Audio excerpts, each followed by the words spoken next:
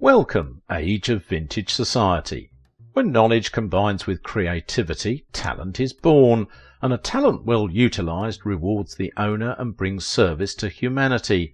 This is true of handsome Don Ameche, 6 foot tall, brown-eyed, with a tiny moustache that marks his social feature. This famous Oscar winner performed one of the most refined role plays in his enduring career that would earn him a unique position in the entertainment industry. Why was Don Ameche the genius of his era? Make sure to watch the video until the end and leave your thoughts in the comments. If you are new here, join our wonderful community by subscribing to the Age of Vintage channel. Don Ameche, actor of many talents, no regret. Don Ameche and his charming personality may have done his best on screen with acts that portray him as an erudite performer. The fact that he was exposed in the entertainment industry as a refined gentleman with his natural gift of a likeable character made him a genius of his era. A man who wanted to study the law profession made a self-motivated change of career, which did not just provide fame but immortalize his name as one of the champions of Hollywood's golden age. After indicating interest in acting, he joined a theatre group in his school whose annual publication would describe him as a promising actor. His activities were felt in the movies, television and radio presentation. Ameche's special contribution to radio broadcasting places him among the prime movers of radio's pioneer days. Even when he has not been given any winning recognition as per his personality as an actor, he was ranked among the best 25 box office appeals between the 1930s and 40s. His graceful charm, attractive and gentle voice, and friendly and animated manliness would combine to make him a perfect choice in a profession that requires people with personal integrity. Ameche and his unique display of talent worked so hard for almost 60 years of his career to build fans of radio listeners, drama lovers and film attendees. He focused on musicals and comedies during the early part of his career. With his trademarked pencil-thin moustache, he enjoyed being cast as nice upper-class socialites. His outstanding performances after playing in regular college shows, stock and burlesque prepared him as a major radio star in the early 1930s, which subsequently positioned him for a movie contract with 20th Century Fox and notable roles as in Old Chicago and Alexander's Ragtime Band in 1937 and 1938 respectively.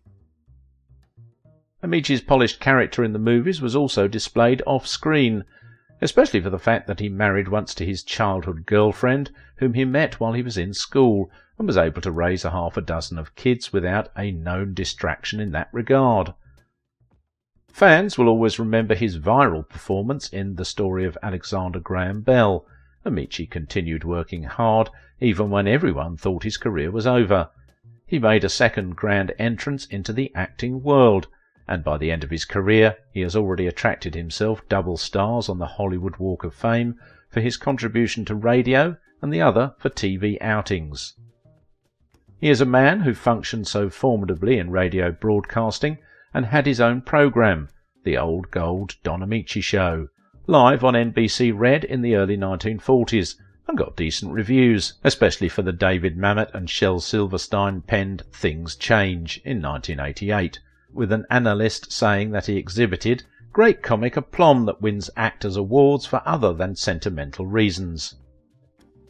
Dominic Felix Ameche, known as Don Ameche after his father changed the family name from Ameche to Ameche, was born on the 31st of May 1908 in Kenosha, Wisconsin, to an Italian Felice Ameche and Barbara Etta Hurtle, a lady with a mix of Scottish, Irish and German descent.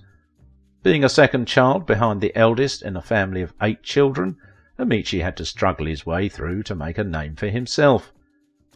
Growing up, he was called Dom, a short form for Dominic that he later formalized as Don, as the better option based on the American society in which he lived, and when his parents decided to amend the family name, he became known in school as Don Ameche. His father is an Italian immigrant who moved to Philadelphia sometime in the early 1900s, and is said to be from a line of farmers in the Marches northeast of Rome. Life was not smooth for Ameche as a young man who had to fend for his 6 younger siblings. So, driven by the desire to succeed and in line with his father's wish, Ameche entered higher education so he could join the noble law profession. Starting with Marquette University in Milwaukee, and later to the respected Georgetown University in Washington, D.C. for a while, before enrolling at the University of Wisconsin in Madison.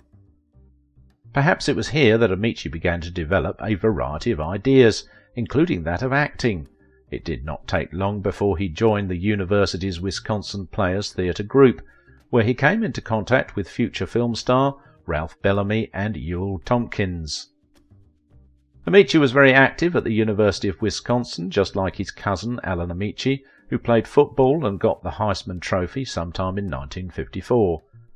And he performed excellently in college dramatics, to an extent that most persons knew him as a great talent. It was said that when a principal actor for a stock company production of Excess Baggage did not show up, an associate influenced him to stand in for the absent actor.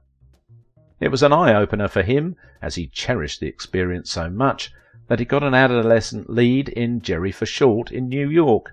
Thereafter, tour in vaudeville with Texas Guinan would follow until the lady dismissed him from the act on the ground that he was too stiff. After that, Ameche found himself in Chicago by way of relocation and commenced a career in radio sometime in 1930 on Empire Builders, which was a scheduled recording from the Merchandise Mart. 2 years later, Ameche was already the leading man on 2 different Chicago-based programs that were identified as the dramatic anthology First Nighter and Betty and Bob, which was considered a pioneer program of the soap opera genre. Ameche continued to shine in what he knew how to do best until he was invited to Hollywood by 20th Century Fox. Owing to his charming persona, the studio thought it wise to project him in romantic movies. That was how handsome Ameche became a romantic lead actor in the films, mostly pairing with several famous female stars at the time. And in 1939, Ameche starred as that historic lead character in The Story of Alexander Graham Bell, most people know him for. The average American society, especially movie lovers at the time, was agog with that special performance that almost everyone has something to say about him. He became so popular that his name Ameche became an accepted youthful slang for a telephone, as reported by Mike Keelan, writing in the Iowa City Gazette of December 1993. Statements like, "You're wanted on the Ameche," became a preferred way of saying your attention is needed on the telephone. The interchange between Ameche and the telephone continued that Groucho Marx, acting in the 1940 film Go West, was quoted as saying, "Telephone? This is 1870. Don Ameche hasn't invented the telephone yet." After acting as Alice Faye's leading man in Hollywood Cavalcade, Ameche played a second realistic figure, Stephen Foster, in Swanee River, all in 1939. Then he acted in The Third Life History as Lillian Russell in 1940, alongside Faye, before being drafted as the most preferred in the war film Four Sons, and a musical Down Argentine Way. It was at this point that his movie lovers felt Ameche's act as something more than a confident romantic hero, and were said to have assisted in making the like of Betty Grable and Carmen Miranda superstars within the period. No wonder he was in 1940 voted as the 21st most popular star in Hollywood.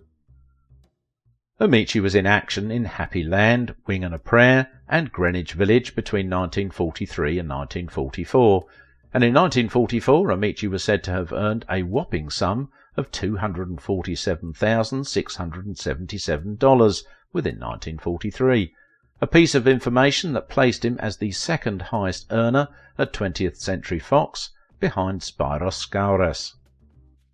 Already a household name at this point, Ameche started appearing as an announcer and sketch participant on the Chase and Sanborn Hour. He was such a huge success as he displays a remarkable talent that he was drafted opposite Francis Langford in The Bickersons, a Philip Rapp radio comedy series involving an antagonistic married couple, aired on NBC in 1946 and the subsequent year on CBS. While in active acting and radio announcing, Ameche had other ideas about humanity. Recall that he was a part owner of the Los Angeles Dons of the All-American Football Conference that rivaled the National Football League between 1946 and 1949, together with the likes of Bing Crosby and Bob Hope, who were known Los Angeles entertainers. Ameche was credited for being responsible for inventing and initially serving as team president of the ownership group a year before play started. Ameche candidly identified himself as a Roman Catholic Christian and a Republican and supported Thomas Dewey's 1944 campaign for the US presidential election, as well as Dwight Eisenhower in 1952. Are there things about this on-screen romantic hero that most people do not know about? Don Ameche got married to Honor Prendergast in 1932 after meeting her during his days at the university. It was said that he met Honor at a Catholic church in Dubuque while she was singing for the church choir.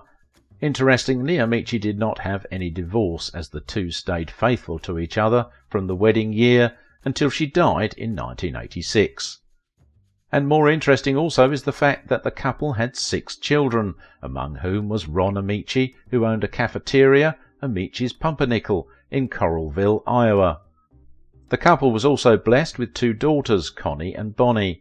They were indeed a role model for families, especially those in the entertainment industry, and the Hollywood actors in particular, who are known for several divorces and other relationship-related scandals. Ameche, with all his busy schedules and charming personality amidst the enticing social hopping with arguably the most beautiful Hollywood ladies, remained faithful to his wife. He also kept his fatherhood prowess intact by raising as many as 6 children, while also maintaining his popularity in the industry. There was also a story of how Ameche's lucky breakthrough came through a distressed theatre manager, who suddenly got to know that his leading man had an accident and would not continue.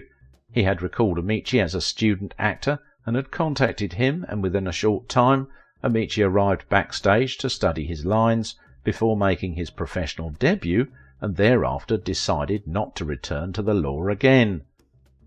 Another interesting thing about Ameche is the fact that his journey to stardom was not as smooth as you may think, but being a very disciplined fellow, he got a lot of help from those who believe in him. A story was told of how an NBC promoter who trusted his persona, especially the light baritone singing voice, had urged him to go to New York City for an MGM screen test in 1935.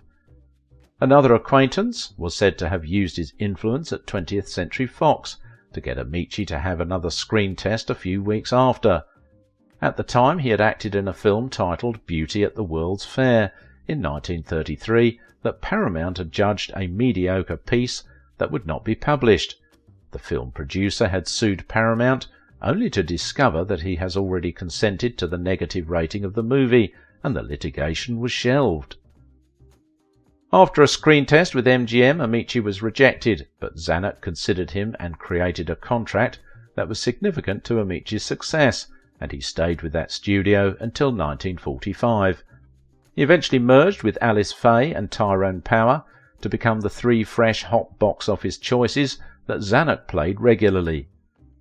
Darrell F. Zanuck is the producer of the 20th Century Fox that brought Ameche in and provided him with an elongated career in films that are mainly romantic movies, alongside world-class female actresses like Betty Grable, Joan Bennett, Jean Tierney, Loretta Young, and others. Commenting on his relationship with Zanuck is one of his famous statements. Ameche said, "Zanuck never did anything but be nice to me. Maybe he chased Alice Faye around, but a lot of people chased Alice Faye around." In 1940, a $170,000 litigation ensured against Ameche for his refusal to be rented to Paramount to be part of a film that was called The Night of January 16th, because it was said to contain a clandestine script that he thought was very poor, although the case was later abandoned. In that year, Ameche was said to have given testimony before the House of Representatives Interstate Commerce Committee amidst thousands of fans to kick against the Neely anti-block booking bill that would stop film theatres from engaging in what was described as blind buying of contracts with studios. This is a term used to refer to the type of agreement in which theatres obtained a licence for films from studios prior to production. Ameche objected vehemently to these kinds of contracts. After all, films are usually modified during production. Ameche at some point had ended his contract with the studio so he could freelance for a while, only to discover that he made a mistake with such a career choice. Was Don Ameche really a man of many talents, no regret? Ameche earned the prestigious Academy Award in 1985 for his role in Cocoon, and was said to have received a touching standing ovation from his colleagues during the historic reception of the Golden Oscar, and was reported to have lightened the atmosphere with an electrifying acceptance speech. Reports have it that the award was particularly won because of his break-dancing scene in the film. Speaking about that, Ameche hinted that it took him 2 months to study and understand breakdance, and would credit it to his routine of workouts, deep knee bends, and running. Yes, Don Ameche made a declaratory statement about himself.